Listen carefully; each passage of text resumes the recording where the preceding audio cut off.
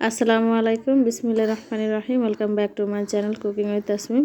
আজ হাজির হয়ে গেলাম মুচমুচে চিকেন ফ্রাইটা নিয়ে।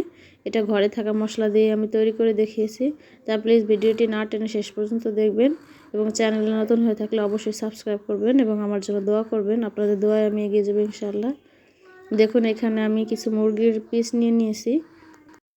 আমি মুরগির দুইটা যে রানের অংশটা এবং বুকের কিছু অংশ এটা আমি ভালোভাবে কেটে নিয়েছি এবং এইভাবে একটু কেচে নিয়েছি যাতে করে মশলাটা ভিতরে প্রবেশ করবে।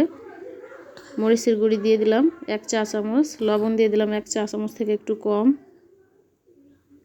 একদম সিম্পলভাবে তৈরি করে দেখিয়েছি আমি ঘরে থাকা মশলা দিয়ে। আদা এবং রসুন একসঙ্গে বাটা দিয়ে দিলাম 1 টেবিল চামচ। যেহেতু এখানে আমি কোনো সয়া সস অ্যাড করছি না, এজন্য এক ফালি লেবু চেপে দিয়ে দিলাম। এবং জিরে এবং গরম মশলা এটা আমি তেলে শিলপাটায় বেটে গুঁড়ি করে নিয়েছি, ওইটা দিয়ে দিলাম। শুকনো খোলায় তেলে নিয়েছিলাম এবং একটা ডিম দিয়ে দিলাম। এখন ভালোভাবে মিশিয়ে নেব হাত দিয়ে। মেখে নিয়ে এটা আমি রেস্টে রেখে দেবো 10 মিনিটের মতো ঢাকনা দিয়ে ঢেকে।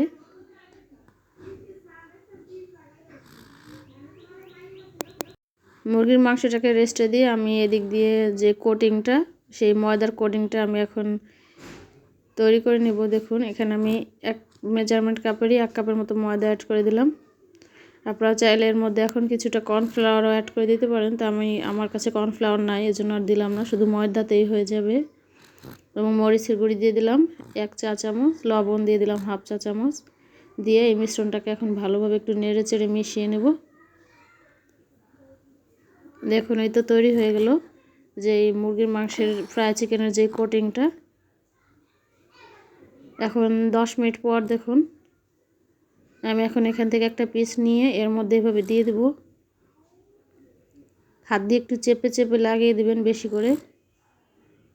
এই মিশ্রণটা যত বেশি করে লাগানো যাবে চিকেনটা তত মুচমুচে হবে এবং খেতেও মজা লাগবে। দেখুন এভাবে করে দিয়ে এভাবে একটু ঝেড়ে উঠিয়ে নিতে হবে।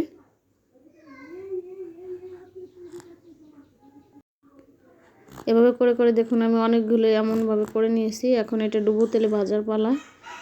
এখানে আমি তেল নিয়ে নিয়েছি পরিমাণ মতো এবং তেলটা মিডিয়াম আঁচে গরম করে নিয়েছি, অনেকটা বেশিও না আবার কমও না একদম।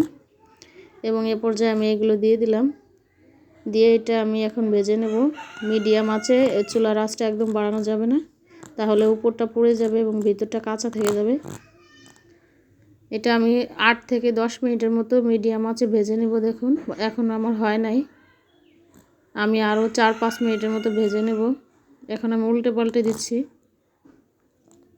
আর আসুন আমরা যারা মুসলিম এই হাজারো ব্যস্ততার মাঝে 5 ওয়াক্ত নামাজ আদায় করে নিই, কারণ চলে যাব তো একদিন দুনিয়া ছেড়ে।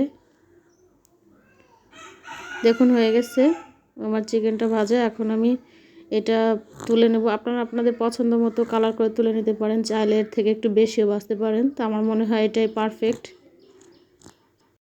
দেখুন চিকেনগুলো আমি ভেজে তুলে নিয়েছি কোনো রকম বাহিরের মশলা ছাড়াই, ঘরের মশলা দিয়ে কত সুন্দরভাবে মুচমুচে চিকেন ফ্রাইটা তৈরি করে দেখালাম। তা কেমন লাগলো ভিডিওটা প্লিজ কমেন্ট করে জানাবেন, আর ভালো লাগলে অবশ্যই একটা লাইক দিয়ে দিবেন, চ্যানেল সাবস্ক্রাইব করবেন। তো আজকের ভিডিও এই পর্যন্ত, আল্লাহ হাফেজ।